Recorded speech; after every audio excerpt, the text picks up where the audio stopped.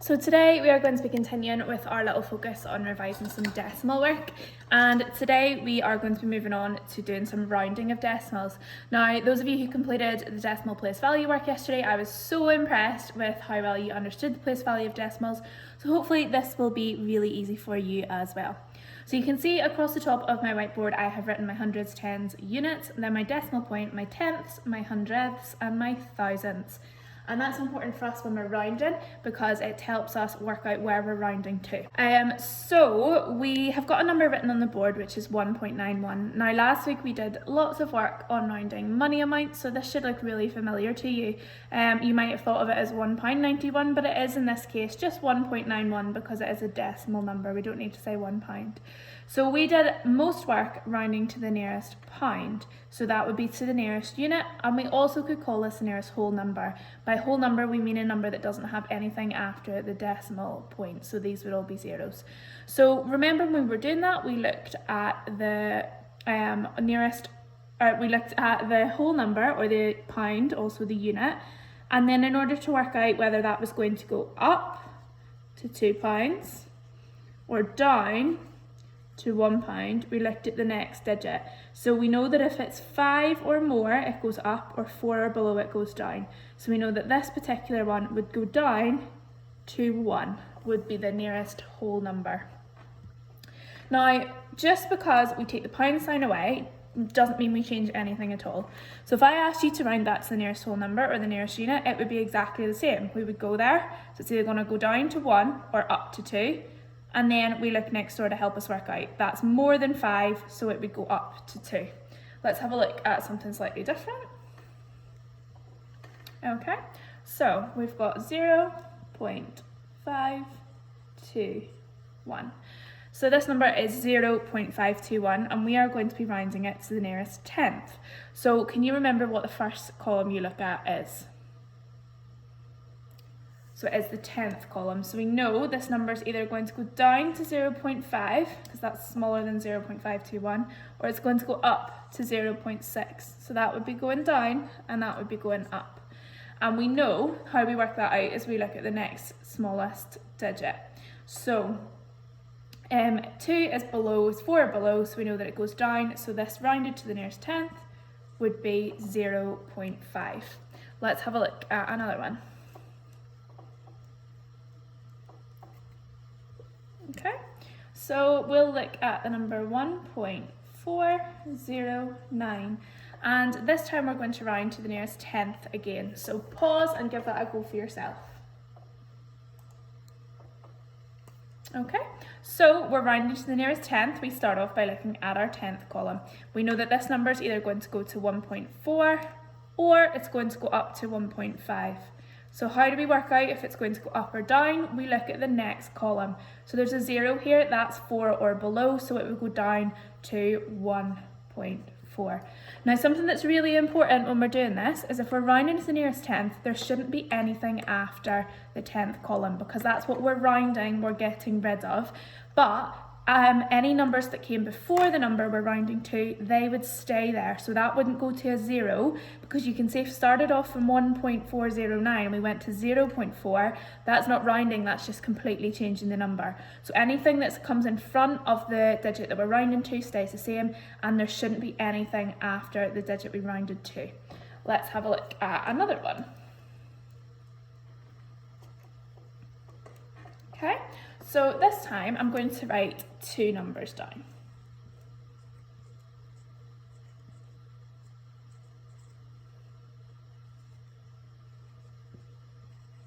And I would like you to write those numbers down, and first of all I would like you to round them both to the nearest tenth, and then I would like you to round them to the nearest hundredth. Okay, so because there are 2 numbers, you should end up with 4 answers because you're rounding them both to the nearest tenth and then the nearest hundredth as well. So pause me and take as long as you need to do that. Okay, so let's start off with our first number. We've got 2.414 and we're rounding it to the nearest tenth. So we look for our tenth, And then we know that it's either going to go to 2.4 or up to 2.5. So is it going to go down to 2.4 or up to 2.5? Let's look next door. There is a 1 here, so we know that that is below 4, so it would go down to 2.4. Now you notice I haven't put a 0 and then put the 4 here because everything after the digit we rounded to gets deleted. We don't include it. Now let's round that to the nearest hundredth. So this time I'm going to look at the hundredth column. It's a 1, so I know it's either going to go to 2.41 or up to 2.42. I look next door, 4 or below, and it goes down. So to the nearest hundredth would be 2.41. Now let's, oh sorry, that should be down there. Now let's look at 0.913. So we're first of all rounding to the nearest tenth.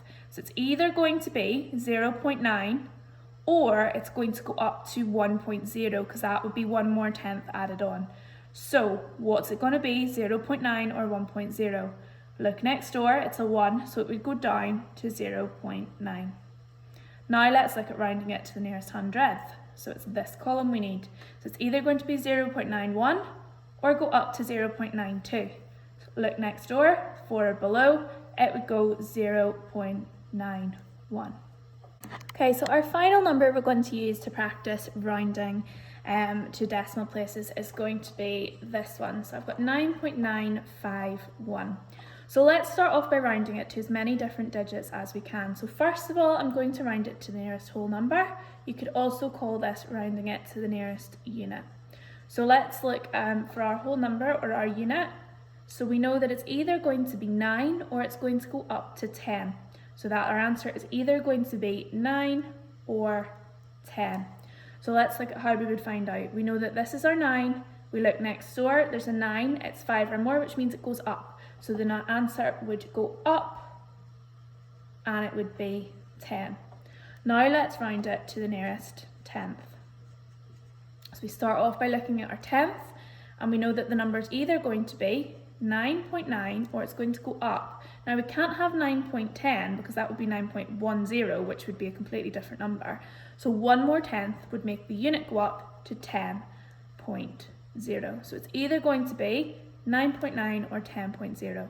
Now, if we think about this, this can get a bit confusing, but let's draw it out on a number line. So if we have the number 9 and the number 10, we know that we would have 10 tenths. 1, 2, 3, 4, 5, 6, 7, 8, 9, 10. So this would be 9.1, 9.2, 9.3. Oh, they're not really fitting. Hold on. So I'll just put a 0.1, 0.2, 0.3, 0.4, 0.5, 0.6, 0.7, 0.8, 0.9. And we can see that 9.9 is much closer to 10 than it is to 9.9. So we know this because it goes up to 10.0. And because we rounded it to the nearest tenth, we would include that 0.0 to show we looked at the tenths, even if it is a 0. Now let's look at hundredths. Okay, so it's either going to be 9.95 or it's going to go up to 9.96. So let's have a look at which one it would be. So next digit is a 1, we know that's smaller, so it will go down to 9.95. So we can see that's how we would round that decimal number to all of those different digits.